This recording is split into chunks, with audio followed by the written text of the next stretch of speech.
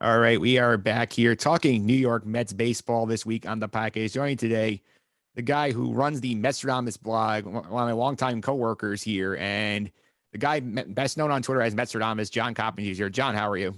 I'm doing great. How are you? Pretty good. I mean, the last time you were on the podcast, you were talking about sending Todd Frazier out in the ocean. I feel like not much has changed since then. Yeah, except he's not really in the ocean, but he's far enough away, so we'll take it. Yeah, we'll take it. And I have to say, this year has been a roller coaster. You know as well as I do. You had the 90 days in first place. You're like, okay, great. This could be a fun year. And then it all just goes right down the toilet here. So, like, where do you think went wrong here? Where was the disconnect that this all just fall off the cliff?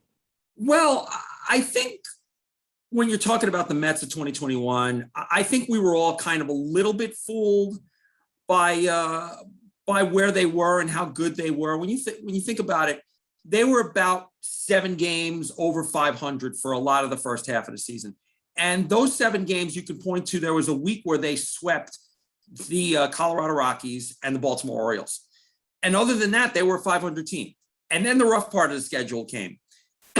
Excuse me. And then it all seemed to fall apart. But the disappointing part of it was that when the rough part of the schedule came, most of the offense was healthy. We didn't have DeGrom, but the Mets had Conforto back, they had Nimmo back, they had McNeil back.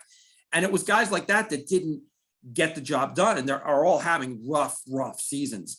And I don't think you could really say anything about the pitching staff, even the relievers. I think everybody has kind of been on point with where they were supposed to be and even exceeded it. But the offense, outside of Alonso and Brandon Nimmo, everybody, a lot of them had very disappointing seasons. And these are the players that there are going to be some hard conversations about in the Mets front office about whether they're going to come back or whether they're going to be sent elsewhere or let to go in free agency. Yeah, for sure. I think obviously for me, the big thing that bothers me, and I've talked to you about this on Twitter about this all the time, is the manager's really risen up my list of like the problems of this organization here. Because earlier this year I said, okay, you know what? He's a good guy. He needs to have the clubhouse in order. Everything's going well, but he needs to have no pulse in the clubhouse. He makes strange moves. He's going on WFAN saying I managed games in September, same as in April. It makes no sense to me. I'm like, what? Like, I don't know what happened to this guy. Because all of a sudden, like, he's become like basically it makes him long for the days of Mickey Callaway. And it's funny because Mickey Callaway was very rarely in a position where his bad moves could have really torpedoed the season. Maybe I don't really remember, or maybe I've tried to block out the end of 2019, so I don't remember the Callaway moves that sunk the season, if there were any. But Rojas's moves have been head scratchers, like serious head scratchers, and I wonder if there's going to be a new hierarchy above Rojas. Does he really have a chance to say? There's been some backlash from some media members. I won't mention who, but one in particular saying, hey, both the Mets and the Yankees need to re-sign their managers. And I think that's just that reporter being contrarian, because everybody said that Luis Rojas's strength was the handle that he had on the clubhouse. Yet when there were a lot of things that came up in the clubhouse, his answer always seemed to be, oh, I didn't know about that. Well, how do you not know about that if you're the guy that is supposedly so good at handling the clubhouse? That's why I kind of wonder what really the manager's role has evolved in, and if we're ever going to have a good manager again. And not to say that won't be good managers, but there seems to be a growing disconnect between a lot of managers and front office people, where the front office people are kind of giving the managers the blueprint. And I think what we all see with Rojas is that he sticks to the blueprint a lot. He sticks to the righty-lefty matchups, bringing in Albert Almora, hitting 118 as the last gasp of the game, instead of Luis Guillorme, who's a much better hitter overall and against left-handers, bringing in Jake Reed in the 11th inning, because it's all what the script says. And managers, a thread with the last couple of managers also has been their lack of being able to explain why he made these moves. And it tells me that these managers are trying to cover up for the front office, and they're taking the bullets for the front office. Now, is that fair? I don't know. But it seems to me that a manager, the role of a manager means that they're never going to, and not just the Mets, any team, the role of the manager is just so different now. They're going to take the heat, but for somebody else's decisions. And that I think is going to be a growing disconnect. And I think it's just going to last no matter who the Mets decide to hire, unless they hire somebody with just scads of experience like a Buck Showalter, where you say, okay, we're going to give you a little freedom to get to know the roster and do what you do. And that's the way it always had been. And I think we need to get back to that a little bit, as to clearly define the roles in the front office and in the manager's office. Even so, I mean, he's not a good manager. We've learned this pretty clearly. I mean, you said to me off the air here, you said that if Louis is managing 86 Mets, this team would have lost to Houston in 5 games. Yes. Oh, I definitely agree with that. I mean, again, there are moves, like I said, there are moves that he's following the script of the front office, but there are moves that only he can make, because he is in the throes of a game and he has to make decisions. And the decisions that he has made have been really, really bad. And like not walking Brian De La Cruz in favor of facing a 105 hitter, Lewin Diaz. That didn't work. There's so many of them that I don't think you can I don't think you could explain it away with a front office disconnect. I think Lewis has shown that he's not ready, that he hasn't done this well. And if the argument is, well, you don't want to let him go because he could be successful somewhere else, now that doesn't really hold water for me, because you're judged on what you are at that moment. And if you never become that person, then a team has just wasted 10 years on it. And I don't think the Mets want that to happen.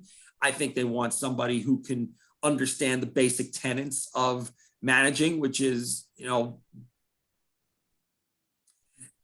pitch to the guy hitting 100 and not to the guy hitting 300, things like that. So yeah, and I also think with a new hierarchy coming in, I think even if Luis Rojas does make a case to stay, I don't think it's going to matter. I think a new hierarchy is going to probably want to bring in their own people. So I think Rojas is doomed either any way you slice it. Yeah, because not even like you're saying, not even like these complicated moves, like, oh, should I pitch to him here? It's like stuff that you and I on the couch can say, oh, that's the wrong move, and then it ends up backfiring, and then the explanation comes out, it makes no sense. Yeah, and that's the thing, and that's what I always say. I'm not that smart. I'm not a guy that's going to go on Twitter constantly and second guess the manager. I'm not that guy. There are a lot of people that do that. I don't do that. But if I outmanage you on Twitter, then you shouldn't be managing the Mets. That's I'm the very low baseline. If I'm coming up with moves before you screw them up, you shouldn't be the manager. Yeah, remember that Miami game? You tweeted out, walk De La Cruz now, and then they didn't do it, and then they lost the game. And I remember the explanation next day was, I had faith in Edwin Diaz to get the out. And I remember Evan Roberts asked why, and he didn't really have a good answer for it. Well, and that's the thing, you're managing 25 guys in that clubhouse, 26 guys. Yeah. And what he basically did was put the feelings of one player above the goals of the 26 players or of the other 25 players. I don't think you can do that. You think you have to make every move with winning in mind and with the entire team in mind, not just the feelings of one player. And when you explain it like that I had faith in Edwin Diaz, it almost makes it seem like Diaz, like you have to placate Diaz like he's fragile or something. And that's not fair to Edwin Diaz either, So I didn't like that explanation. I think if you put one guy above the other 25, I think that dooms you. Yeah, let's do a little, since we're basically having the funeral of the 2021 Mets right now. I know they're still playing as a recording. They're playing the Phillies this weekend. They have a 2% chance to make the playoffs. They're not getting there. No, they're not getting there. They haven't shown that they can beat teams that they should beat, and they haven't shown that they can beat teams that are on their level. I mean, the Cardinals were basically on the Mets level, maybe a little above them, but it wasn't like the Dodgers and Giants we knew the Dodgers and Giants were the class of the National League, and the Mets didn't fare well against them. But you thought they would have a chance to beat a team like St. Louis 2 out of 3 at home, and they got swept and they got crushed in one of the games. So if you can't beat teams like that, and you can't beat teams below you like the Miami Marlins, then you haven't done anything to convince people that you've got a run left in you. And I'm sorry, the Mets don't have a run left in them. Yeah, they don't. Let's do a little stay or go here quickly around. They have a lot of key pieces there kind of come off the board in the offseason, where they stay, where they go. So I'll throw one out. You start here that's not on the list, but one I think you have an easy opinion on here. Should Sandy Alderson stay or go? I think he should go. Listen, Sandy did a great job building the team in 2015. He did get a little lucky with Cespedes because the Gomez trade didn't work out, but there was things that he did that were positive. But in this iteration of the Mets and with the things that are swirling around, the hires that he made, Jared Porter, Zach Scott, Alderson becomes a little problematic. And I think that if you're going to go in a direction where you're bringing in fresh blood anyway, like a new president of baseball ops, a new general manager, then I think the right thing for Sandy to do is to step aside. Now, apparently he's going to be more on the business side anyway. And if you're bringing in baseball people to run the baseball operations and Sandy stays on the business side, I suppose that's acceptable. But if Sandy is doing anything with the baseball ops, if something goes wrong with the hires next year and Sandy has to go back to the baseball ops, then there's a problem. Yeah, I think I'm personally of the opinion Sandy should go out entirely just because you're trying to change the culture. I know that Cohen has a good relationship with him and basically the ticket that got the owners to approve him. But at the same time, you're looking at it, it's like a lot of the bad culture that they're trying to get rid of, a lot of the hires Sandy made, you mentioned those two, plus Mickey Callaway, who he stuck his neck out for, and then that one blew up in their faces too. It's like, if it's kind of a spot where you're Steve Cohen, you're thinking, you know what, like, go talk to Sandy and say, hey, did a good job. Thanks for your time. We'll put you in the Met Hall of Fame. You can hang out here whenever you want, but like, let's get you a graceful retirement here so you don't have like this black cloud just keep forming over you. And you hope that Sandy doesn't become the Glenn Sather of the Mets, where Jim Dolan just gave Glenn Sather the golden ticket. Like, he never left. There was never anything Sather could do to get fired. You hope that that's not the situation here. And I don't think he would want to embarrass Sandy, but I do think that Sandy should at some point say, okay, listen, I've helped you out. I've given you the new regime here. I'll help you bring in the new regime, which again could still be very problematic considering the past hires. But yeah, I think at some point, Sandy, if he doesn't step down entirely, at least stay clear away from the baseball operations. All right, let's go player. I think you and I both agreed Rojas should go. So I don't think we're gonna waste our time with that one. Yes. Okay. Agreed. Marcus Stroman, stay or go? I think the Mets should do everything in their power to bring him back. I'm not sure he comes back. The thing we have to realize is that these players only get a shot at the big free agent payday once in their lives if they're lucky. This is Stroman's chance, and also this is Javi Baez's chance. So if somebody blows away Marcus Stroman with an offer to be their ace, whereas here in the best case scenario, he's the number 2 starter, if he gets a bunch of money to be the ace somewhere and to also get away from the New York media, which he's been at war with, he might take it. But that's up to him. I think the Mets should do whatever they can. He's had the best season of his career. He's saved them when they've needed saving. And I think it's going to be from here on out, Stroman's going to pitch like an ace somewhere. I hope that it's here because, again, you can't have too much pitching. And the Mets certainly don't have that much pitching that they can afford to let a Marcus Stroman go. So I would bring him back. I'm not sure he decides to come back. I think he's got to be priority number 1 for them this offseason. I think just because there are alternatives in the market for bats for them, but like if you let Marcus Stroman leave, you are basically hoping Noah Syndergaard is healthy and ready to go for you. You can't guarantee that. And Jacob deGrom's injury is a problem, and you have Taijuan Walker hit the wall, and you have a couple of kids who have innings issues. Like I don't know where this pitching is coming from if Stroman leaves. So I think he's got to be the number 1 priority for them. Absolutely agreed on all counts. All right. The Javier BAEZ situation, which I know 2 weeks ago I was completely out on him after the thumbs down gate and the way he's played. Yes, he does stupid things from time to time that drive you crazy, but I think it's a bit of Cespedes in him where he, does these things that you sit there going, what are you doing? Then he has these plays that no one else can. I think for him, it's a maybe because I want to see what the number is because I'm worried about some of his skills aging and over the right for a long-term contract. Well, the high-end numbers that you're seeing floated around for him you're talking about $200 million for 7 years. Yeah. And that's the top end. That's not terrible for the top end. That's not extraordinarily ridiculous. Baez has put up very similar numbers to Yoenis Cespedes. And I've always thought Baez was a smart player on the field, a very heady player, good base runner, takes a lot of chances, great in the field, and enjoys playing second base next to Francisco Lindor. So if it was me, again, I would bring Baez back. I think he's somebody that is a core player And if you have a chance to retain a core type player, you do it. But again, is somebody going to throw gobs of money at BAEZ to be a shortstop somewhere? I'm looking at St. Louis. You know, they had Paul DeYoung, who has had a terrible, terrible year. And if they decide that they want to overspend for a shortstop, they could come in with an offer and blow BAEZ away. And BAEZ again could say, hey, I could leave the cauldron of New York and go to St. Louis where I'll never get booed, and say, you know what, see you later. So again, I think somebody could blow BAEZ away, but I think the Mets should do whatever they can within reason, with 200 for 7 years being the very top of that. I think if that's the top, I think they should explore it and try to bring him back. Absolutely.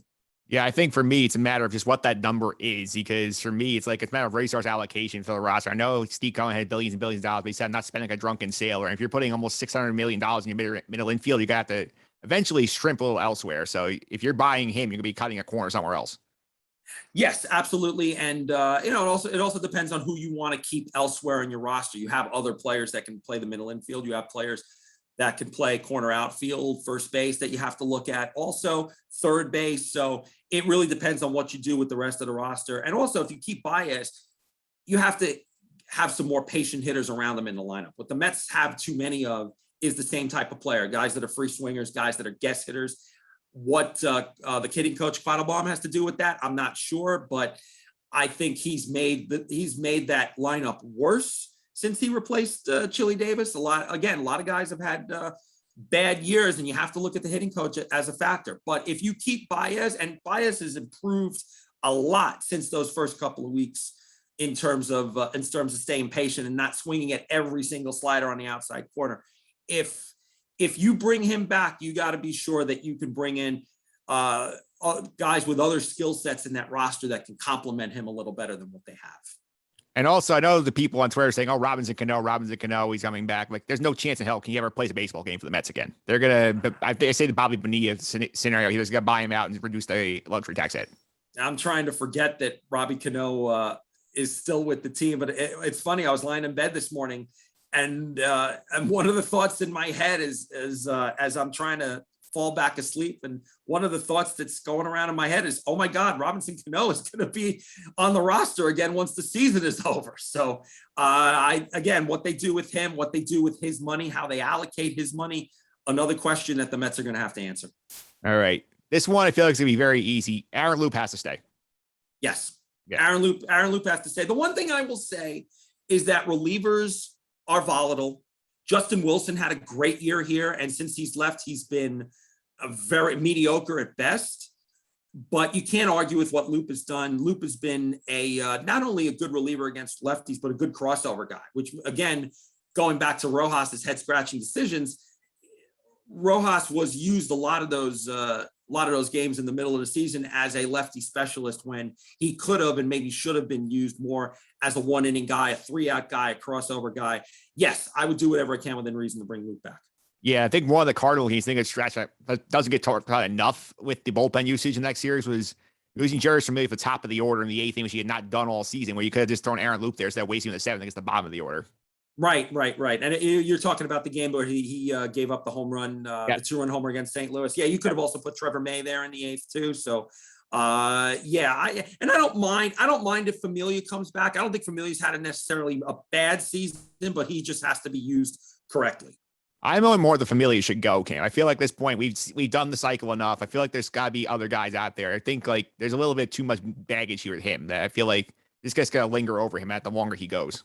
Yeah, listen, it's borderline for me. And I've always been the guy that says, hey, let's try something new. I think that's under the Wilpon regime. We've seen a lot of the same players come back over and over again when it's clear it's been past their time in New York. So I'm not sure it's clear that Familia's time is over. I think he's done some good things this year. And he certainly had a nice bounce back year, but I can go either way on Familia. I mean, I would say coin flip, but I would say stay, but it would be 51-49. Okay. Noah Syndergaard right off of the pitch. I feel like the move here is qualifying offer. I'm sure he's going to take it because he needs to rebuild that value. Oh, absolutely. And, the fact that he hasn't come back this year, I've been saying for 2 years that there was a scenario that he could come back and be a reliever. If DIAZ had struggled, maybe they can put somebody with his skill set in the closer's role. And Syndergaard, I think, would have been a fascinating experiment. Syndergaard pitching the 9th inning for half a season, but we're not going to see it because it's just taken him too long. I think it's beneficial to both sides, him coming back on a qualifying offer. He wants to rebuild his value. And I think the Mets could use somebody with his ceiling in the middle of the rotation, where hopefully he can bounce back and have a nice year, and then they can set everybody up for success down the road. Yeah, I know the one also that's gone on Twitter that has gotten people crazy as well. Edwin Diaz. The fans say, a lot of fans are saying go. We have a lot of like some of the analytical sites on Twitter saying, you know, advanced stats say he's better, he should stay. It's like, I'm of the opinion, like, I don't think he should be this team's long-term closer. I would be willing to shop him and see what I can get and try and shake the roster up a little bit. What do you think about him? It depends on the value you get back. Are you going to get a sucker to give you a top prospect like Brody gave away to get Diaz? I'm not sure you can. And then the question becomes who replaces him, because I don't know if there's anybody on the roster right now that could be their closer and have better results than Diaz has. And I'm not sure I would necessarily want to shop Diaz and then pluck somebody else's closer and hope to get better success that way. I think the Mets should be developing their own closers in their minor league system. So I'm not sure if you want to say long-term closer. No, Diaz isn't going to be the closer for 10 years. I think we know that. I think he's too volatile for that. But I think you can live with him for the duration of his contract, which is what, 2 more years that he has. I think you could live with him until you can develop a closer on your own, and then hopefully that pitcher becomes your next closer. So I'm fine with Diaz staying, but on a very short leash. And I would never, ever, ever, ever, ever let him pitch in Washington, D.C. again. Oh, that's for sure. Ever. All right. Now, these are the 3 hard ones, I think, to sort out here. Michael Conforto, what do you do with him? Give him the qualifying offer. He's got Scott Boras as his agent, so they're not going to take it. And then I think you move on. I don't know if he's going to come back. If he takes the qualifying offer, then, you know, listen, you go from there. I don't know how patient I would be waiting for that big year for Conforto. I think everybody thought it was going to happen this year in his contract year, that he was going to come out and dominate. But the other side of it is, listen, he had COVID-19 at the beginning of the year. Who knows how that affected him at the beginning of the year?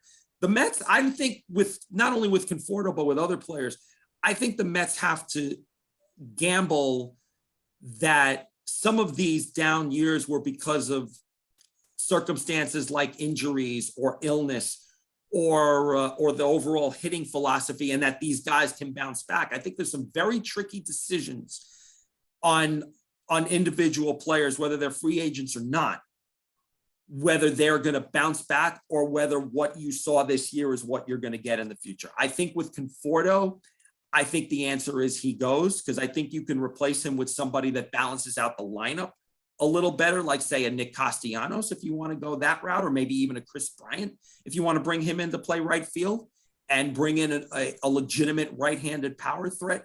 So I think it's like you said before, there's other bats out there. So I think if you're going to upgrade somewhere, you're going to upgrade over Conforto. But that's just me. Yeah, I think I play the same way. Give him the qualifying offer. If he takes it, fantastic. He's in right field next year. If he's not, like, best of luck on the free agent market. You want to come back to us as an offer at the end, it's fine. But I'm okay letting him go. Yeah, I would definitely agree with that. Now, if he takes the qualifying offer, then, you know, that's not the worst. It's not the worst thing in the world. But again, I think long term, I think the Mets should think about where they go from Conforto, because again, I don't know if he's ever going to have that big year. He could have nice years. I don't know if he's ever going to have that big year. All right. The 2 that are here, they're the most challenging. Dom Smith. I personally am on the go side because I feel like the left field thing, they've got as much as they could out of it. He's not a left fielder. He needs to play first base somewhere. It's not going to be here as long as they want to keep the eventual DH spot as a rotating thing or bring someone else in for it. I think they have to move Dom for something that they can use somewhere else in the roster. I don't think this left field thing's going to work anymore. Dom's very tricky because of everything you said. Now, there's going to be a designated hitter in the National League next year, I believe, and I think most people believe that. So Dom is one of those guys. If you can get Pete Alonso to be on board with being the designated hitter and say, look, we're going to get a lot more out of Dom if he plays first base and you become our designated hitter. And if he's on board with it, I keep Dom, because Dom did have the wrist injury this year that I think kept him from having the season he wanted to have, and to keep him from having the seasons that he had in the season that he had in 2020. So I think in that case, you keep him. But I think if it's any other circumstance where you have to have him rotating in the outfield with other players, then I think you have to let him go. I think you have to let him go for the team's sake, and you have to let him go for his sake. The only problem is you're trading him at depressed value, so you're not going to get as much for him as you should get for a guy like Dom Smith. So I'd hate to let him go, but I think in most scenarios, I think it would behoove the Mets to find an option for him to play elsewhere. And I hate to say that breaks my heart, but I think that that's the truth. Yeah, I think this is for the benefit of Dom. I think Dom needs to play first base somewhere, and it's not going to be here. I mean, you're looking at your options. Say it's Dom and Pete as DH, or you're looking at Pete at first base, like Nick Castellanos DH. I probably prefer the latter route. Yeah, I would agree with that. All right, and the one who I am ready to send on the raft, like we did with Todd Frazier, JD Davis. I do not understand this fan base's fascination with him. He hits, but that's it. He cannot play the field anywhere. I've seen Met fan on Twitter saying, put him in right field if you've re-signed Javi Baez. Makes no sense to me whatsoever. Like, this is this franchise that Steve Cohen said, I want to become the East Coast Dodgers. And the Dodgers would not take J. Davis and say, okay, you're handed right field with no competition. So that's what frustrates me. It's like, he's a guy, you said online, it's like, this is a guy who shoots the third base of the Baltimore Orioles. He should not be playing on, like, starting for the Mets. Yeah, he's a designated hitter to me. And he's another guy that you could keep in a certain situation. And that certain situation is he's the full-time designated hitter. But I don't know, like you said, the Mets might not have a full-time designated hitter. They might rotate guys in and out of that position. And I think if they're going to do that, I think Davis is going to be elsewhere. I also think there was a time where you look at Davis and you look at his approach at the plate and you think, man, we can't take much more of this. And then he can hit. Davis can rake. His stats are very, very good, but are they that good that he can't be upgraded over? And that's why I get this feeling that he's just gone, that when they're looking to remake the roster, and you have to remake the roster for a 500 team. If you want to be, like you said, if you want to be the East Coast Dodgers, or if you just want to be a perennial contender for a division title every year, you have to upgrade at certain spots. And I think Davis is one of those guys you can find an upgrade for. All right, that's our thoughts on the current Mets. Let's have a little more fun. We'll go back to the 86 Mets. The documentary came out this week, Once Upon a Time in Queens, 4-part documentary on ESPN's 30 for 30. I have to say, I enjoyed this a lot. I had a lot of fun with this. What did you think about watching this? When they first announced that the 30 for 30 doc was coming, that it was going to be 4 parts, I think originally they said it was going to be 6 parts. I kind of cringed because ESPN was obviously looking to capitalize on their success with The Last Dance, with the Bulls 10-part documentary. And the difference there was that they had all this footage that nobody has ever seen before. Whereas with the 86 Mets, the story has been told and retold over and over and over again. And I'm not sure that there was so much extra footage that they could have found. I wasn't sure about that. So that was one of the questions I had. What are they going to give us that's new that we don't know already? And I understand that a lot of this doc was produced for people of a younger generation that didn't experience the 86 Mets, and people around the country that probably didn't know that you could have a team full of wild, crazy animals like they did in 86. So I was wondering how they were going to approach it. And I think considering all of that, they really did a fantastic job. You know, there were some new nuggets in there that I didn't know. The story with Bobby Ojeda flying to Washington, getting a shot in his arm right before Game 6 against the Houston series, and then flying back to New York and then flying back to Houston. That was something I didn't know. The story with Doc Gooden's parents, where his mom shot his dad after finding out that he was cheating on her, which was like, whoa. And then everything involving Keith Hernandez, you know, the whole movies that he produced, the relationship with his father that he went into detail about. He would always mention his father during the broadcast, but he never mentioned it in that scenario where with Fear Strikes Out as the backdrop, that kind of domineering father relationship. And then the other thing that he brought, which fascinated me, he had told a story a lot about that he was in Davey's office during the Game 6 rally against Boston because this chair has hits in it. We've heard that so many times, but how many times have you heard him say, I regretted being in that chair because I should have been with my teammates? That was something he never conveyed before. And that was fascinating. So there was enough for the diehard fans like me that were alive at that time. That, you know, I was 16, I was 15, 16 during the 1986 season. So I watched everything. And then I soaked in every bit of knowledge on that team because they are fascinating. And you're never going to have a team like that again. But they still came up with new stuff. And I thought that was excellent. Yeah, I think the new stuff did help us a lot because he said there's been like a million different tellings of the story, whether it's like something the Mets produce, MLB Network, I'm sure has done stuff. There's references to it throughout, but like those like nuggets, like getting all these players like be interviewed here. I think that was what really separated this because I don't think I've seen that many collections of guys from the '86 team all in one documentary before. Yeah, you're right. And I think, and I could have had more. You know, I don't think they interviewed Jesse Orozco for this, or at least I don't remember him being in it a lot. I would have, you know, and he was one of the guys that was mentioned as being one of the scum bunch. So, you know, I thought we could have heard from McDowell a little bit more. He was there. Orozco, I don't even remember him being in it. And I think you could have heard from him a little bit more. I was disappointed to hear that George Foster refused to be interviewed for this because I really would have loved to have heard his point of view about being released, about the whole thing where he said the Mets would rather promote a white player than a black player. I would have loved to have heard his side of the story. But again, that was another one of those new nuggets that we did hear involving George Foster, that he was actually at Game 6 against Boston, and he told Ann Ligori with 2 outs in the ninth, this isn't over yet. Yep. George Foster, of all people, said this wasn't over when the Mets were at their lowest point. I thought that was fascinating. Yeah, and obviously you lived it. You mentioned it. Like I was -3 when this thing happened, so I was not even a thought yet for the '86 Mets. So like compared to like what you experienced here, like how true to like your experience with that team was this documentary? Did it bring like all this stuff coming back? Because I think it's fascinating. Some of the stuff like they went into like what New York State was like, especially that scene where they showed like everybody like watching the TVs and Game 6 was on and like all the TV stores and stuff like that.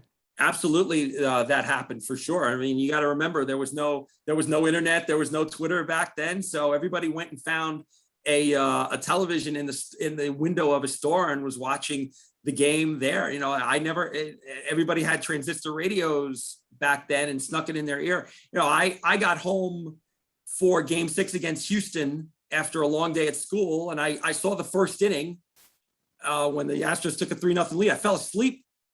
And then I woke up when it was still 3-0 in the ninth, and I'm like, "Damn it, we didn't come back. We're going to lose this game." And then the ninth inning rally happened, so I fell asleep through the most boring part of the game, which was fortunate for me. But yeah, that was very, very true to life. There again, the stories have been told and retold. So you saw a lot of that footage that they got for that came from the 1986 home movie that they produced in the off season that year. So, and it had a lot of that footage of everybody watching on television back then. But yeah, it was really, the city was really engulfed in the 86 Mets, considering how much they dominated.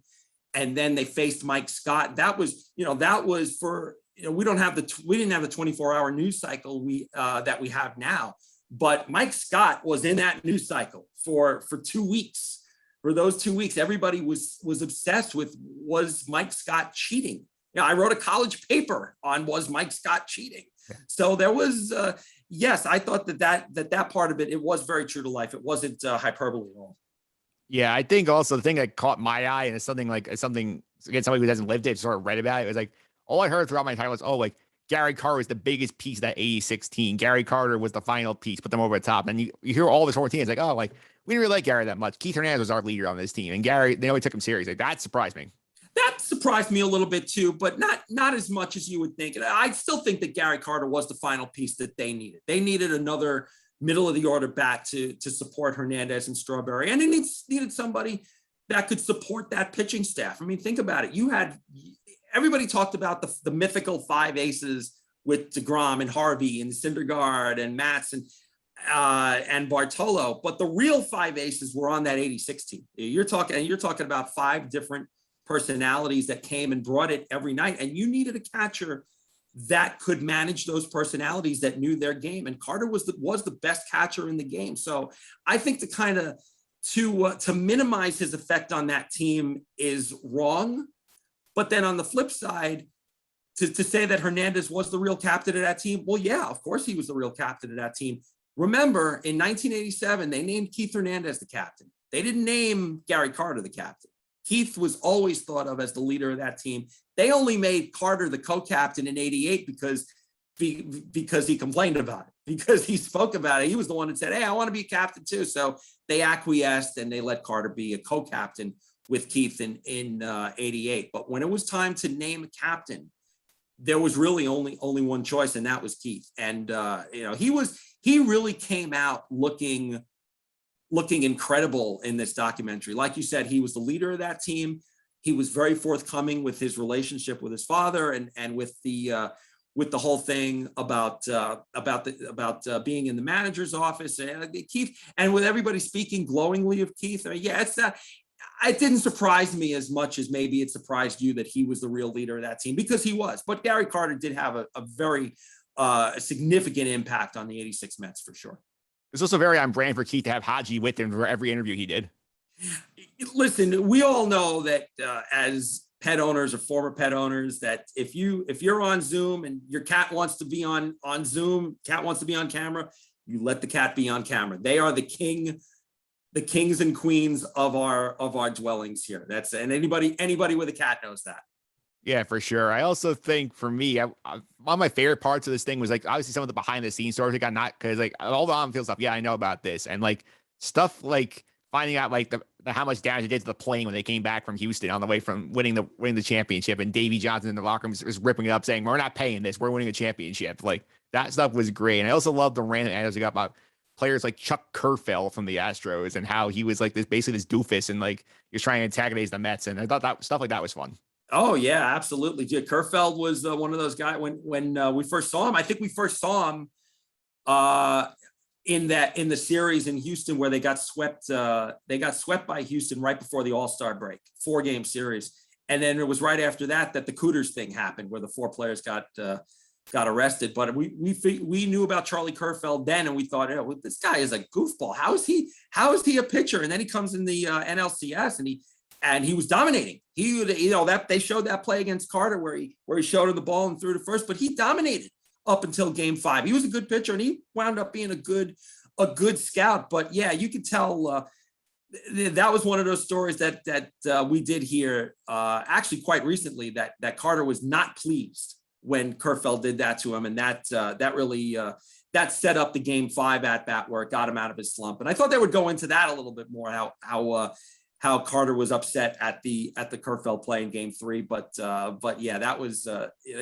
Kerfeld's one of those fun stories in baseball, man. Yeah, I also love the part like when they got Jay Horowitz like a hooker in Montreal. That was hilarious. Oh my God, yes. That again, one of those stories you didn't know up until now. It's that fresh story that they brought to the table. I enjoyed that. Yeah, he said he had a bad knee. So okay, maybe that's a euphemism for something. I don't know, but we'll just leave it at that. Yeah, and in terms of the people they got, they did get a lot of the teams. Like you said, you mentioned Noah Roscoe. Anybody surprised they actually managed to track down and get in this documentary? The guy that surprised me that showed up was Terry Pendleton. Yeah, because he wasn't even on the team.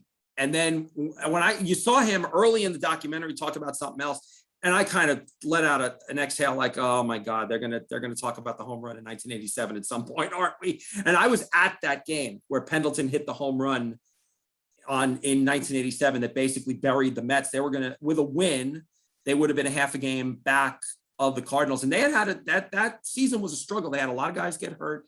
Doc, as you know, got suspended for the first couple of months of the season with the drug addiction. And then, but they had made their way back. And if they had won that Friday night game, and they were up, I believe 5-1 in that game.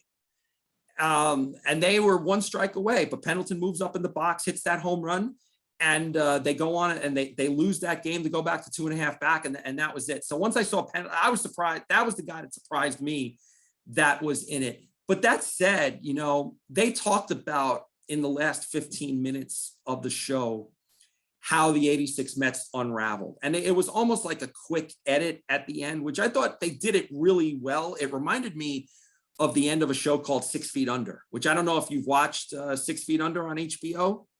I have not. Okay, so basically what 6 Feet Under was, it was a show about a family that ran a funeral home. And at the beginning of every episode, somebody would die. And they would show his panel with his or her name and, born this date, dead this date. And the episode would revolve around that person and their family and the people at the funeral home.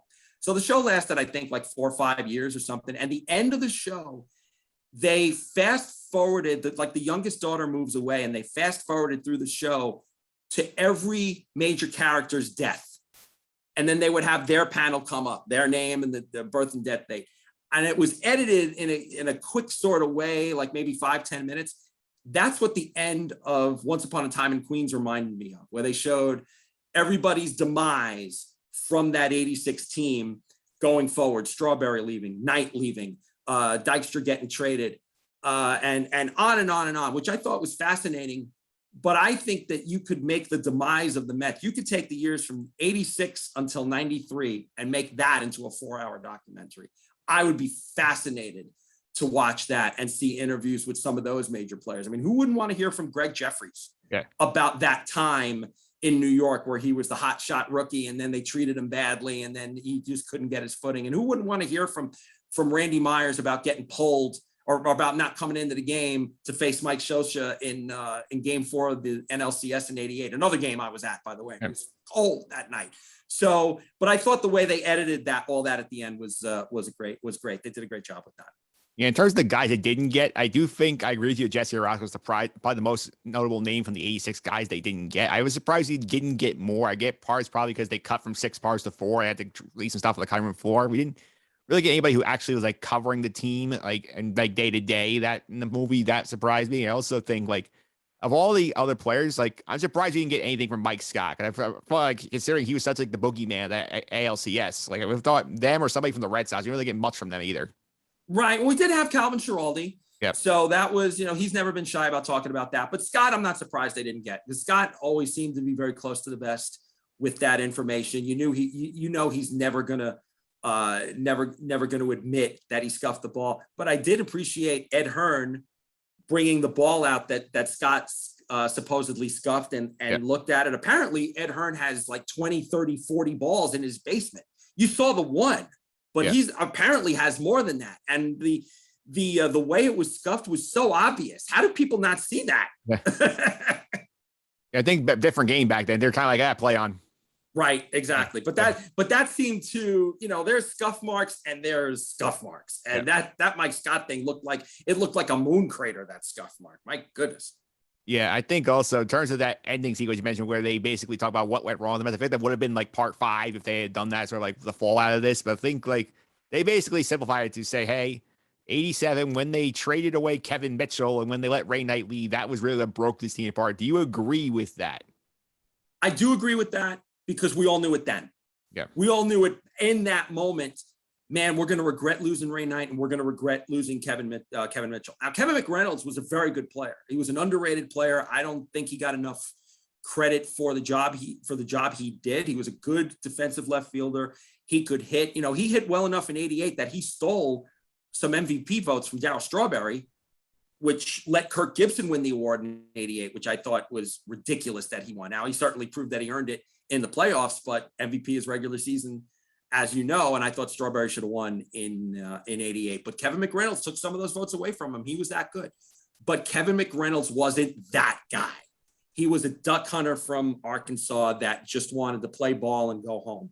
Whereas you had guys, Ray Knight was a Gold Glove boxing champion that was going to fight for you and have your back. And Kevin Mitchell was the same way.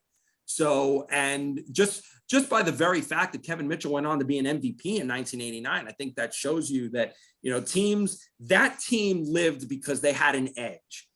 You can never have the 86 Mets back if you don't have that edge. Now, case in point, that team, the team in 1988 was probably better on paper than the 86 Mets were. And that's saying a lot, but did they have it?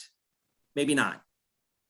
Yeah, maybe not. And I think in terms of the doc itself, you mentioned obviously before, we think Keith's probably the big winner in this doc because his reputation gets so burnished by this one. I will say though, I do think Lenny Dykstra is probably one of the highlights of the documentary because like he was so honest, he was so like not afraid to be not PC. I feel like you got the real Lenny Dykstra. I feel like he was probably the big winner of this. See, I think he's a winner too, but for a different reason, because I do think I would have loved to have seen, or maybe I would have hated to have seen what was on the cutting room floor, because they could have. I was expecting a lot more vitriol from Lenny, like he has thrown out on social media towards Ron Darling. You know, I was kind of cringing at it, honestly. You know, they edited the way they edited it.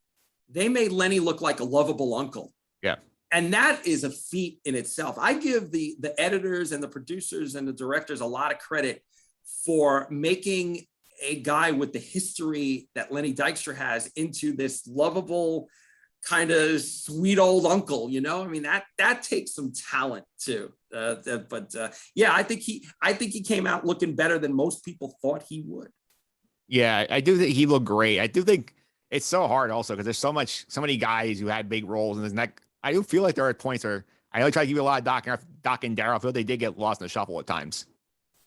Yeah, I think they might have, but their stories were compelling that you didn't need to force feed them to. You know, the stories about Doc missing the parade, the story about Strawberry where his father told him he would never amount to anything in life. I mean, that's stuff that hits you.